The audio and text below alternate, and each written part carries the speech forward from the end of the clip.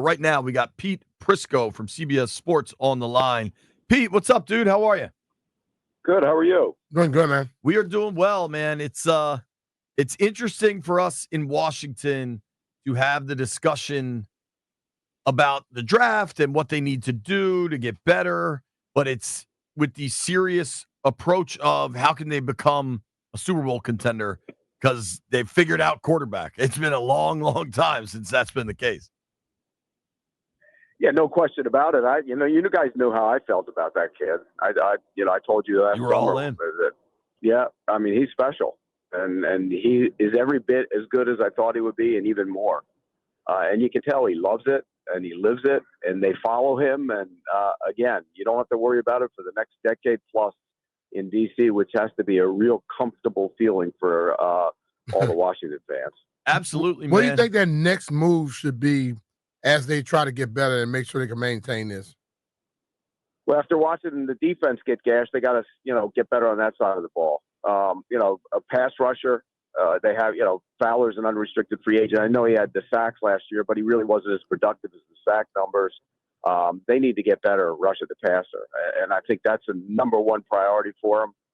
And I think they will do it. They have the money to go spend. And look, why not go nose around Myles Garrett? I mean, if you're the Commanders, I would seriously look into that. I'd make the calls on it, see what it takes. If it's 2 first-round picks, am I giving up that? Probably not, but maybe, a 1 and a 3, and I'll make that deal. So I think they have to improve the pass rush. Yeah, for sure. It's interesting. You have the article on CBS Sports about the top 100 free agents in the NFL, right? And Darnold's at the top of your list. What's nice for Washington is they're not in the quarterback market. Second on your list, T. Higgins, then Josh Sweat. Both guys that there's at least been conversations regarding Washington. Brian and I both strongly feel like invest on the defense, let the offense kind of do its own thing. What do you think ends up happening with Higgins? Do you think Washington will be a player in that? I think, though, obviously you got to look at it. If he hits the market, by the way, there's still a chance that, they tag him or sign him before. I doubt it, but, there's always that chance. But if he hits the market and you're Washington, you have to make a call on it. I mean, you give him another playmaker. But I'm with you guys. I think the focus has to be on the defense. They can score. They scored all year long. It wasn't an issue. The issue is on the defensive side of the ball. So I do think if, I had to look at it from a priority standpoint, I think it has to be the defensive side of the ball. Whether you get pass rushers, help in the secondary, whatever, you need to find help on that side of the ball because offense wasn't the problem most of the season. The problem was the defense. Mm-hmm. Absolutely. Totally was. What do you think Josh Sweat's market is going to be like? It's an interesting thing because he's 28 years old. Remember, he kind of gambled last year, went back on a 1-year deal, and then led the team in sacks during the regular season with 8, didn't have any in the playoffs, and then was fantastic in the Super Bowl. Yes. So, how do you grade that? I think there's a premium value on pass rushers at that age. You'd like them to be a couple years younger, like 26, but still got a lot of good football left in him. So I think the market's going to be very robust for him, and I think he's going to get a big contract. I said this after watching that Super Bowl. Obviously, Sweat was impressive. He was impressive all season. But I just wonder with that Eagles defense, and specifically that defensive line, if the sum of the parts is better than any individual player. You know what I mean? Like, that would be my only hesitation with Sweat. He's been very good. I just don't know that he's an elite player once you get off that Eagles defense. Yeah, and Jalen Carter's clearly an elite player. Yes. I mean, right. he is, but he makes everybody else around better. So I get where you're going with that. But if you come in waves and you can get after the quarterback. Milton Williams is another guy on that defensive line. If you look at him individually, he's not Jalen Carter, but he's a darn good penetrating up the field defensive tackle. And the group is good together. But, if you're the Eagles, they also have guys they like behind those guys. So maybe they let them go out the door. But when you don't have, waves of guys, most teams don't, then you got to go out and overpay to get guys like that. So it makes sense for a team like Washington to get some bodies up there. Now, it doesn't have to be Sweat on a mega deal, but they have to get better up front. For sure. Offensive line as well. I think that needs to improve because you look at what Philadelphia did to Kansas City and they got a lot of pressure on Washington throughout the season. What are some guys out there in the top 100, I would say? Yeah, there's a lot market, and if you want to go stopgap, you can do that too. You know, if you find a veteran you like and you wanted to get a 1-year deal, there are guys out there. I mean, you know, guys coming off injury, James Daniels in Pittsburgh, you know, coming off an injury. Zach Martin, veteran, coming off an injury. There's a lot of guys coming off injuries, but there's guys you can, you know, if you want to get better on your offensive line, those are the kind of guys you can get. Now, you know, they're not going to command the big contract because they're coming off injuries, and a couple of those guys are up in the years. But you can improve your offensive line. And if the Super Bowl and the playoff run didn't teach us anything, it's the lesson we always seem to kind of cast aside. Never should. Big people win in the NFL. There's only so many big people that can play the game of football and play it well. And if you can find those guys, you're going to have a good football team. It's nice to have the quarterback. Don't get me wrong. They cure a lot of ills.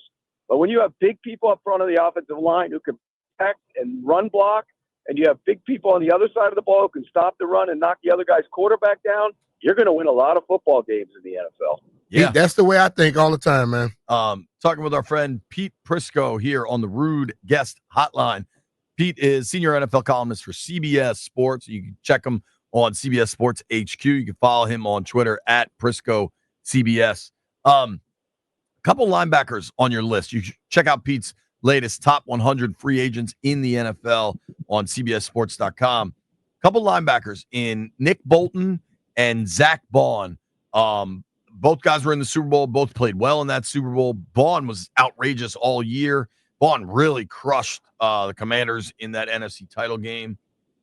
I kind of have a feeling both those guys end up staying where they are. What do you think about Bond and Bolton? I think the two teams will try and do everything they can to keep him.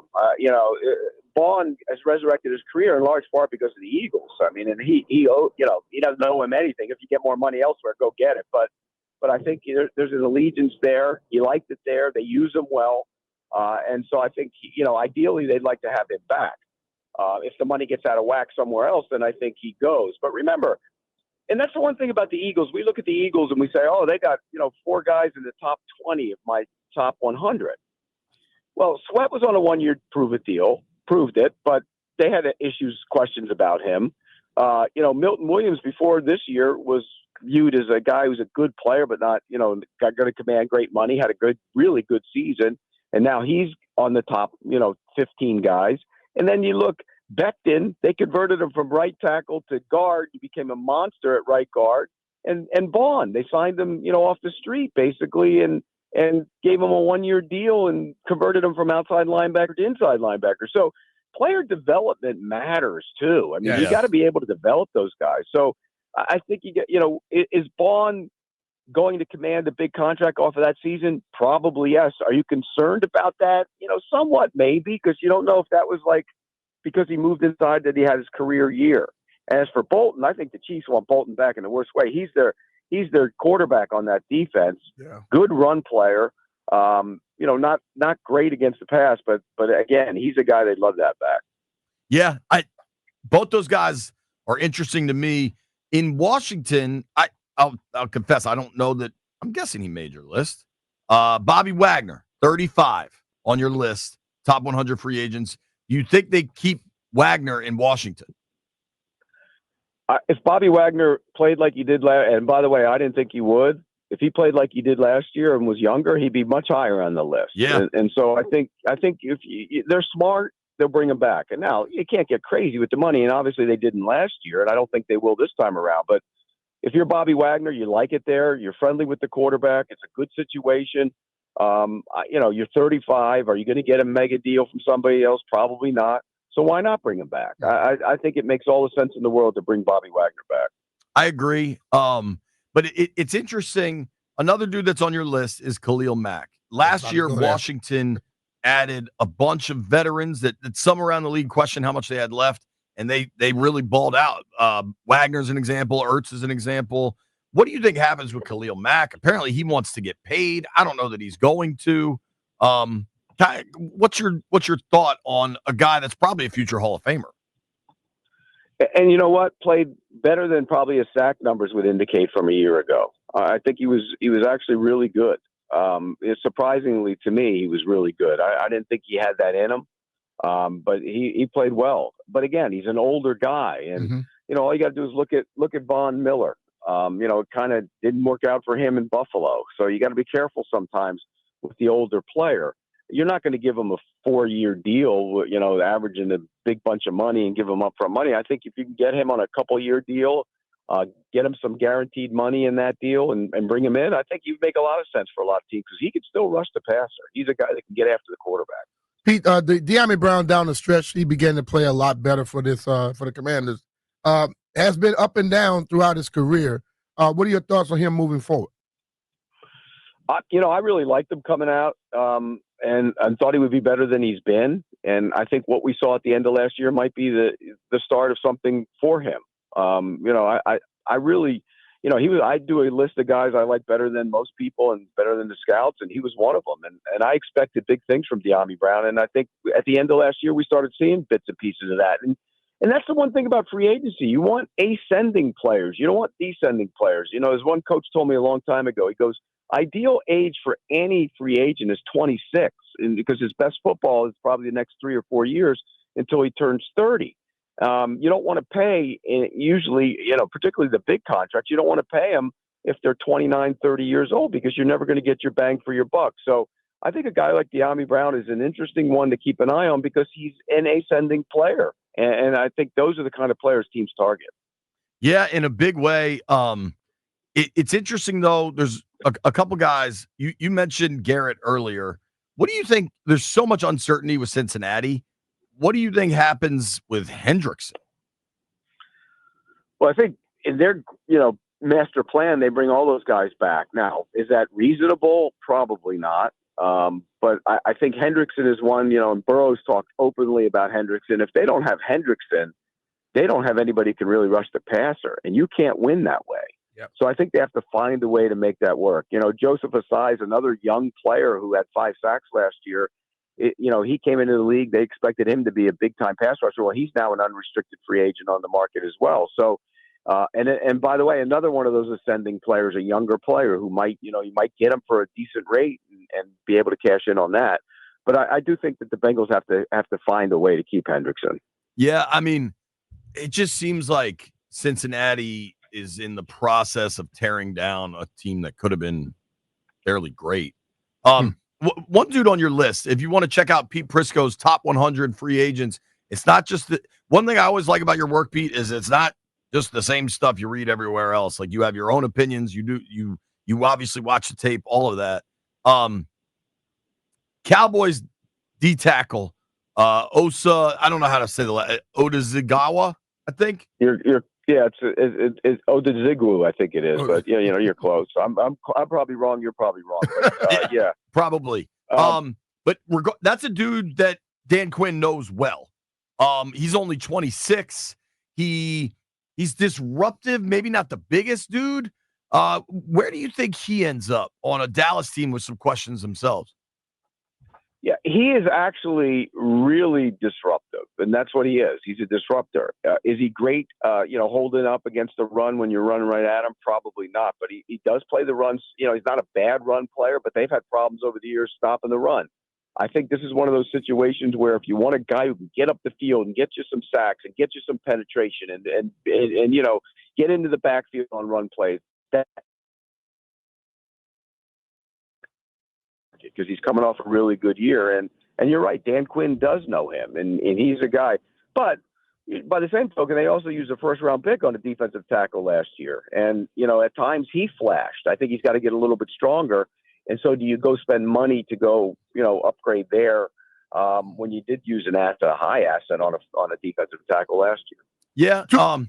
Two guys in Washington that played last year, I think both of them had a very good season. One is on the older side, Zach Ertz at 34, and Jeremy Chin, 27 years old. Do you see those guys getting a lot of interest around the league? Yeah, I think Ertz is better off going back. I mean, look, he seemed comfortable in the offense. They liked him there. He had a good year, productive year when he was on the field, and I think that's that's reeks of I'm going back and playing another year or two with this guy. And so I think he'll ultimately end up going back. And as far as Chin, was always viewed as a guy that could play near the line of scrimmage and not in the back end. And how would he handle coverage on the playing deep? And he was better at it. And I think that helped his value go up. And they're comfortable with him. I would think that they would try and bring him back. But again, the safety position's weird because I think a lot of times you can find those guys. I really do.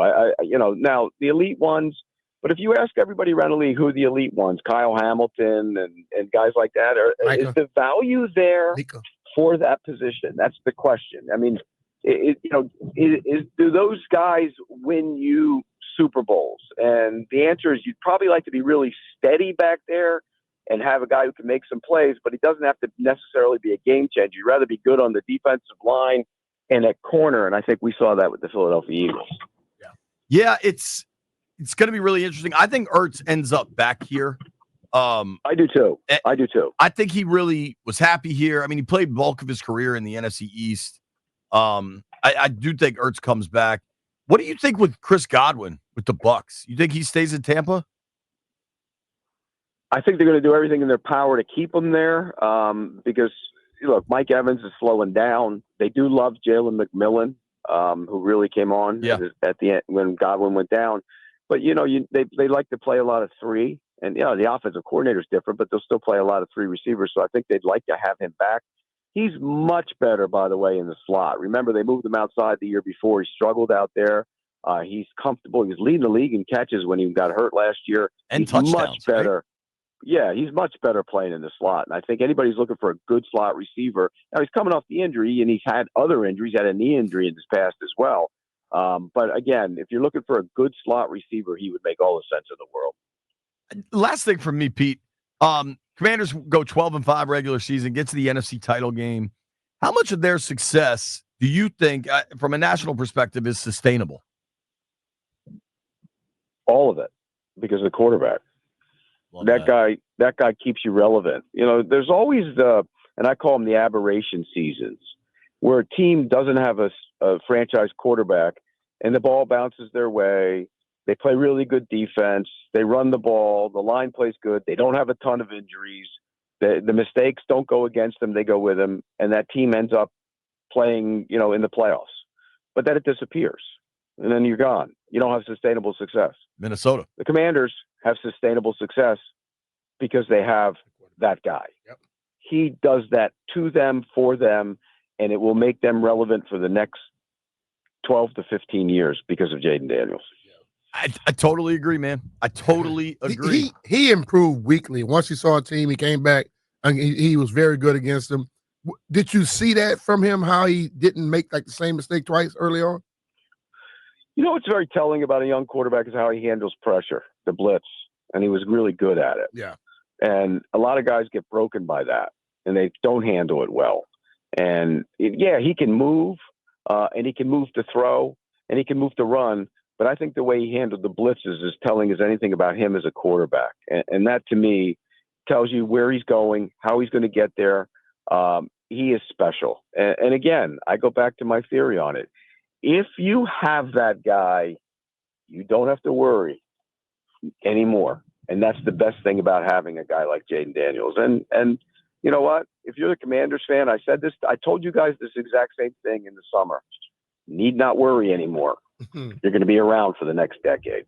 Dude, I remember when we were in Miami for those joint practices, not even on the air, you were just saying it. You're like, yeah, he's special. He's right. he's a different player, man. Pete, we appreciate your time, bro. Thank you. All right, guys, take care. Hi, man. Pete Prisco. Raving about Jaden. I love it. Really good at what he does. Been doing it a long time. Good dude. Give him a follow at Prisco CBS.